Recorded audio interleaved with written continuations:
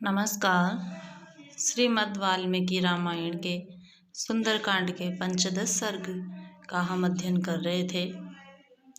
विद्यार्थियों, हमने अब तक अध्ययन किया था कि माता सीता की खोज में निकले हुए श्री हनुमान द्वारा लंका में जब कहीं पर भी माता सीता उनको नहीं मिलती है, तो अशोक वाटिका में अशोक वृक्ष के ऊपर बैठे बैठे लंका की भूमि की और अशोक वाटिका की सुंदरता को निहारते हैं। वहाँ पर वह अशोक वाटिका की जो भूमि है उसकी सुंदरता को देखते हैं कि किस प्रकार के सुंदर सुंदर पेड़ पौधे, लताएं, भूमि, गृह, मृग, पक्षी इत्यादि वहाँ पर है। इसी क्रम में आइए आगे अध्ययन करते हैं। पुष्प भारातिभारैश्च स्पृशद्भिर्मेदिनीं कर्णिकारैः कुसुमितैः किंशुकैश्च सुपुष्पितैः। देखिए, जो अशोक वाटिका की भूमि है किस प्रकार से है।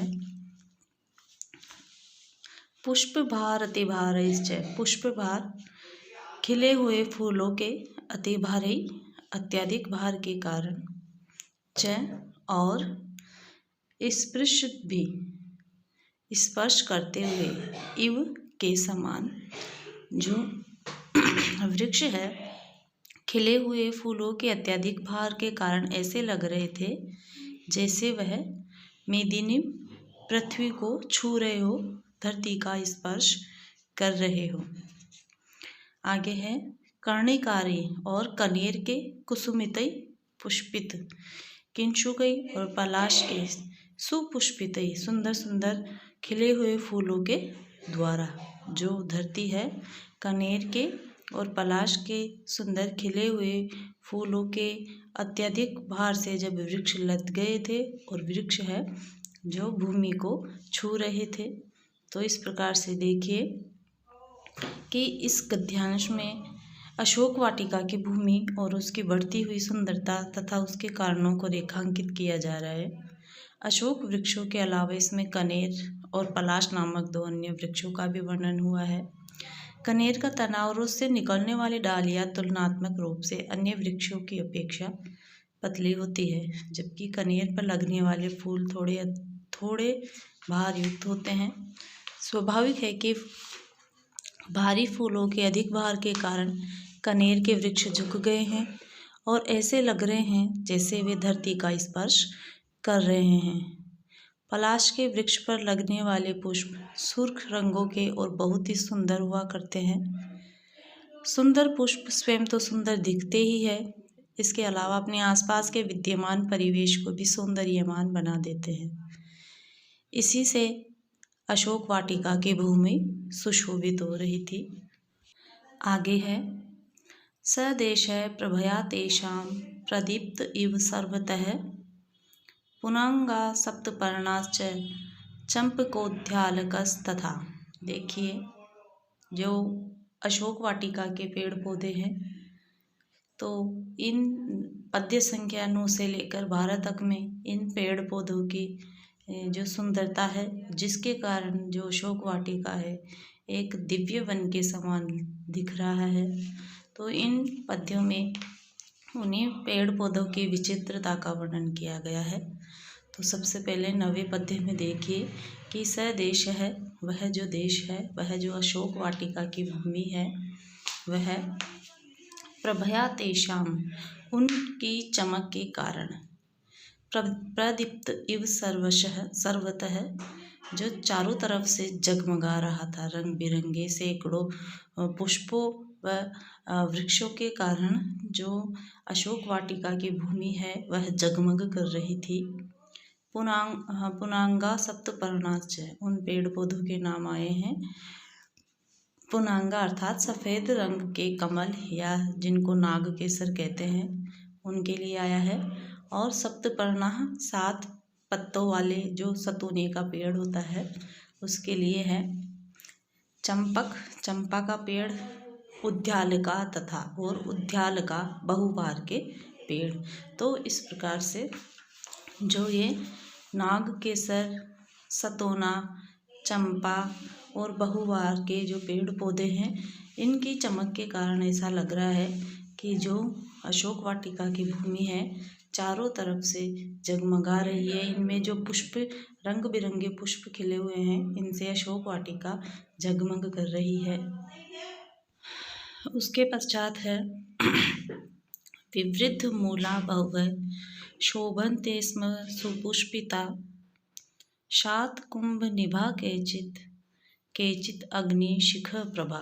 देखिए, विवृद्ध मूला बहु, जिनकी मोटी मोटी जड़ें फैली हुई है, ऐसे बहुत से पेड़, और केचित शोभन्ते स्म सुपुष्पिता, वह बहुत ही सुंदर दिख रहे हैं, जिन पे बड़े बड़े फूल खिल रहे हैं। ऐसे बड़े बड़े वृक्ष जिनकी मोटी जड़ें हैं, अर्थात भारी वृक्ष जो है, बड़े वृक्ष जो है पुष्पित हो रहे हैं, इस प्रकार से वो सुंदर दिख रहे हैं। तो इस प्रकार के जो वृक्ष है वो किस प्रकार से सुंदर दिख रहे हैं, उसका उदाहरण देख के बताए हैं। देखिए, शात कुंभ निभा केचित, शात कुंभ निभा अर्थात शुद्ध स्वर्ण के समान चमकने वाले, जिस प्रकार से सोना चमकता है, तो कुछ वृक्ष तो इस प्रकार से चमक रहे हैं। केचित अग्नि शिख प्रभा, और कुछ अग्नि की शिखा के समान, अर्थात जो अग्नि में से निकलने वाली जो शिखा है, ज्योति है, उस जो सफ़ेद रंग की दिखाई देती है, उसके समान दिखाई दे रहे हैं।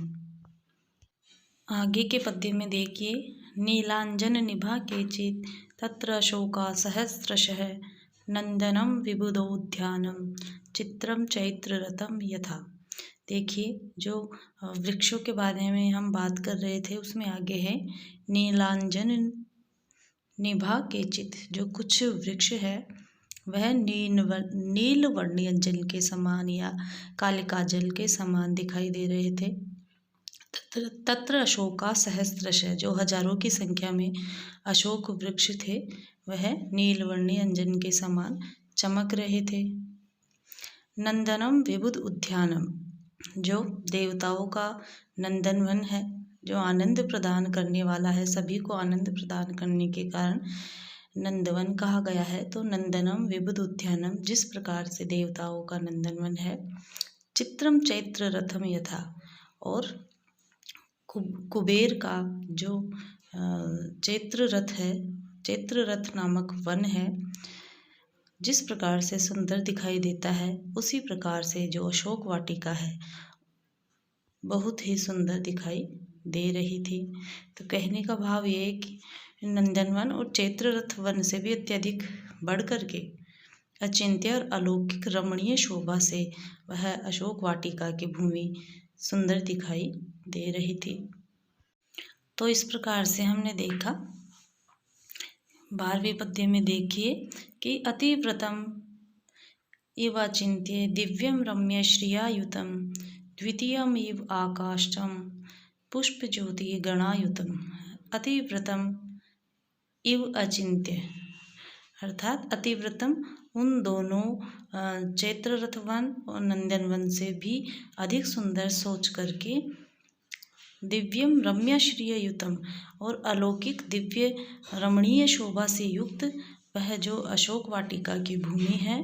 द्वितीयम इव च आकाशम, द्वितीय दूसरे आकाश के समान, पुष्प ज्योति पुष्पों की ज्योति से गणायुतम भरा हुआ, जिस प्रकार से आकाश है जो तारों एवं शोभा के कारण, चमक के कारण भरा हुआ सुंदर दिखाई देता है, उसी प्रकार से खिले हुए पुष्प रूपी नक्षत्रों से युक्त दूसरे आकाश के समान ही वह अशोक वन सुशोभित हो रहा था। अशोक वन की सुंदरता में आगे देखिए कि पुष्प रत्न शतै चित्रम पंचमम सागरम यथा सर्वर्तु पुष्पै निचितम पादपै मधुगंधि भी। तो देखिए, पुष्प रत्न शतै चित्रम, पुष्प रत्न शतै सैकड़ों प्रकार के पुष्पमय रत्नों से, चित्रम विचित्र लगता हुआ, विचित्र प्रकार की शोभा को धारण करता हुआ अशोक वन, पंचमम सागरम यथा, पांचवें सागर के समान ही लग रहा था कि जिस प्रकार से जो सागर है, समुद्र है, अपार धन संपन्नता को धारण करता है, उसी प्रकार से पुष्पमय रत्नों से विचित्र बना हुआ अशोक वन पांचवें सागर के समान लग रहा था। सर्व ऋतु, सभी प्रकार के जो 6 ऋतुएं हैं, तो सभी प्रकार के ऋतुओं में पुष्पई खिलने वाले पुष्पों से अत्यधिक मनोहर। कि देखिए कि जो फूल, जो पौधे ऋतुओं के अनुसार लगते हैं, लेकिन वहाँ अशोक वन में एक ही समय में सभी 6 ऋतुओं में लगने वाले पेड़ पौधे वहाँ पर एक ही समय में थे। यह उसकी विचित्रता थी। तो सर्व ऋतु पुष्पै निश्चितम, 6 ऋतुओं में हमेशा लगने वाले जो खिलने वाले जो पुष्प है, उनसे भरा पूरा, निश्चितम भरा पूरा वह अशोक वन पादपेय मधुगंधिभी, पेड़ पौधों की मनोरम सुगंध से युक्त था। तो इस प्रकार से देखिए कि सैकड़ों प्रकार के पुष्पमय रत्नों से विचित्र प्रकार की शोभा वाले पांचवें सागर के समान वह अशोक उद्यान लग रहा था। सभी 6 प्रकार के ऋतुओं में खिलने वाले पुष्पों से भरे पूरे, पेड़ पौधों से युक्त, मनोरम सुगंध से युक्त, अनेकानेक प्रकार के कलरव करने वाले पक्षियों से भरपूर वह अशोक वन लग रहा था। तो आगे इसमें देखिए हमारा पद्य। नाना निनादै उद्यानम रम्यं मृगगणद्विजयी, अनेक गंध प्रवहम पुण्य गंधम मनोहरम। देखिए नाना निनादे, विभिन्न प्रकार की जो पक्षियों की आवाज़ें हैं, पक्षियों का कलरव है, उससे उद्यानम रम्यम, उद्यान बहुत ही सुंदर लग रहा था। मृगगण द्विजयी, जो मृगगण, मृगों का जो समूह है वह, और विभिन्न पक्षियों से, द्विज कहते हैं पक्षियों को। तो यहाँ पे देखिए कि जो वह पक्षियों का और मृगों का जो प्राकृतिक सुंदरता है, पक्षियों का कलरव है, वह बहुत ही सुंदर दिख रहा है। उससे जो अशोक वन है उसकी सुंदरता में 4 चांद लग रहे हैं। तो आगे है अनेक गंध प्रवाहम पुण्य गंधम मनोहरम, अनेक प्रकार की जो पुण्यशाली व पवित्र गंध से भरपूर जो अशोक वन है वह मनोहर जान पड़ रहा है। तो देखिए कि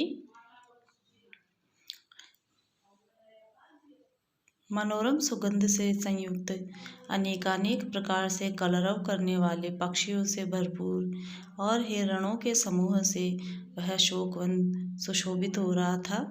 बहुत प्रकार की सुगंध को प्रकृष्ट रूप से वहन करने वाला पुण्यशाली व पवित्र गंध से भरपूर वह अशोक वन लग रहा था।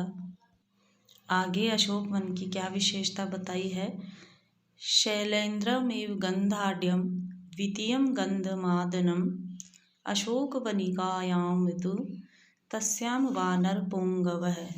जो हनुमान जी ने अशोक वृक्ष पर बैठे बैठे ही अशोक वाटिका की सुंदरता को निहार रहे हैं, तो उसी में आया है कि देखिए शैलेंद्रम इव गंधाढ्यम, शैलेंद्र कहते हैं पर्वत को, तो गंधाढ्यम जो गंध को, मदमस्त सुगंध को धारण करता है, गंध मादन पर्वत, उसके लिए आया है कि जिस प्रकार से गंध मादन पर्वत बहुत ही सुंदर सुगंध को धारण करता है, तो अशोक वाटिका को द्वितीय गंध मादन कहा है, क्योंकि उसमें विभिन्न प्रकार के जो पेड़ पौधे हैं उनसे बहुत ही मदमस्त करने वाली सुगंध आ रही है, इसलिए उसको द्वितीय गंध मादन पर्वत कहा है।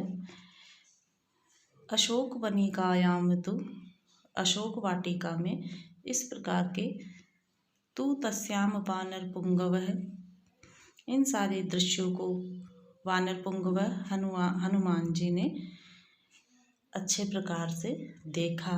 कि देखिए कि जिस प्रकार से गंधमादन पर्वत विशाल आकार होने के साथ पवित्र व पुण्यशाली सुगंध से भरपूर होता है, उसी प्रकार से वह अशोक वन भी दूसरे गंधमादन पर्वत के समान ही लग रहा था। वानर वीर श्री हनुमान जी ने सबसे ऊंचे वृक्ष की शाखा पर बैठे बैठे अशोक वन के इन सारे दृश्यों को बहुत अच्छी प्रकार से ध्यान से देखा।